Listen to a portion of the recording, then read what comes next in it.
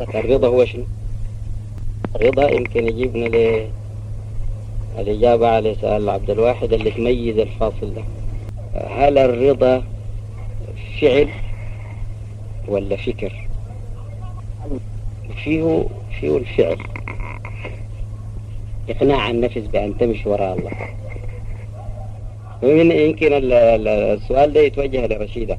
هل الرضا علم ولا عمل؟ ودائما نحن نقوله علم وعمل بمقتضى العلم. دي النقطة اللي بتخرجنا من السلبية. الرضا مش فكر وتنفيذ، لأنه يقنع النفس بأن تمشي. ما نحن عندنا مستويين من الإدراك. إدراك عقولنا بأن الله خير مطلق، لكن النفس ما مقتنعة. النفس ده بيسمى علم اليقين. علم اليقين العلم اللي بيترسب في النفس حتى يكون مجسد ليقنع ليتغير أخلاقه. علم اليقين يا هدى وسموه يقين عشان كده، يعني قوي حتى بقت النفس بتلمسه. من لمسها له بتذعن وبترضى وبتنقاد بتسلم. الإسلام مش فكر، إدراك بالفكر والترسيب للإدراك ده في النفس حتى تستيقن. وده المعنى اللي بنقول به علم وعمل بمقتضى العلم.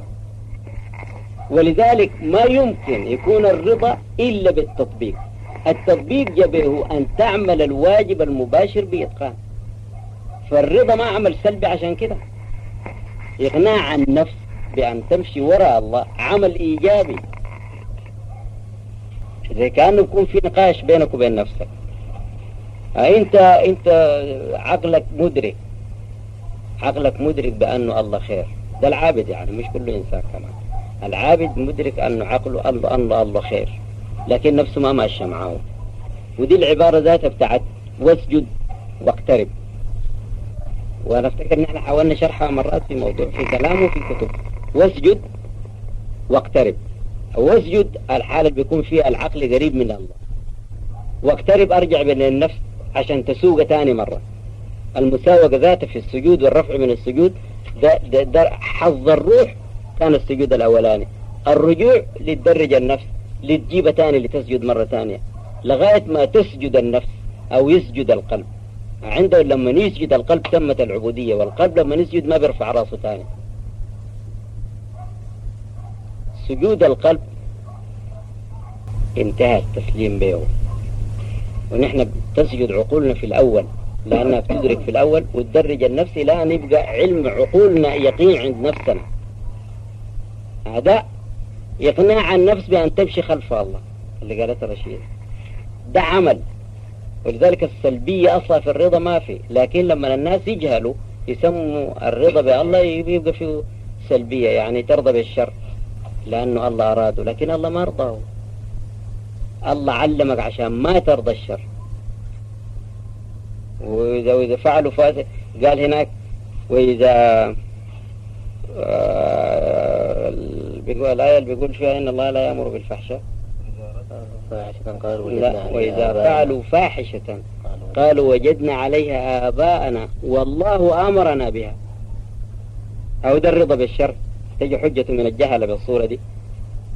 وإذا فعلوا فاحشة قالوا وجدنا عليها آباءنا والله أمرنا بها، بمعنى أنه الله أراد. يعني قل إن الله لا يأمر بالفحشاء أتقولون على الله ما لا تعلمون. شايف العلم هنا شنو؟ أنه الله أراد الشر لكنه ما رضاه.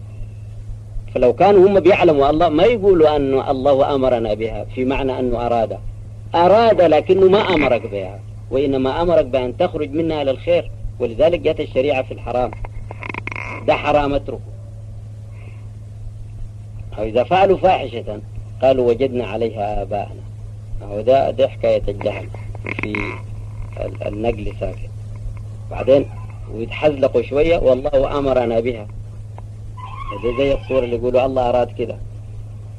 قل إن الله لا يأمر بالفحشاء، يعني الله ما بيجي في شريعته أنك تعمل الشر. الله ما بيجي في شريعته أن يبيح لك الحرام. قل إن الله لا يأمر بالفحشاء أتقولون على الله ما لا تعلمون.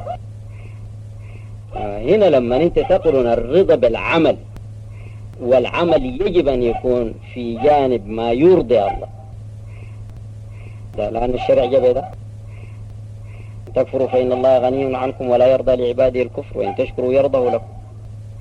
فبقى واضح إذن أنه الرضا مش عمل سلبي، مش سلبية، عمل، والعمل ما يمكن أن يكون الحرام والحلال عند الله واحد.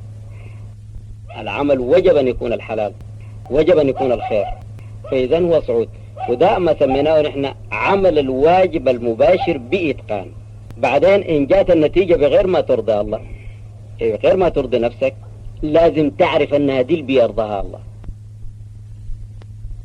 رضا الله في أن ترضى انت بما يريد هو. فوجب عليك إذن أن تجاهد أن تحمل نفسك، ودي إقناع النفس بأن تسير خلف الله اللي قالتها رشيدة. إقناع النفس هنا يجي الإيمان يسعفك، تقنع بأنه نعم أنت عملت الواجب المباشر بإتقان، عملت كل ما يمكن أن تعمليه، لكن النتيجة جاءت بإرادة الله، ما هو عمل شيطاني، ما هو عمل عفوي، إنما مرسوم عند الله، والمرسوم عند الله خير كله، لكن أنت ما بتعرف فيه الخير هسه، وجه الحكمة ما بباشرك، أرضي بالله يكشف لك الحكمة فيه. ده يقنع بأن تسير خلف الله.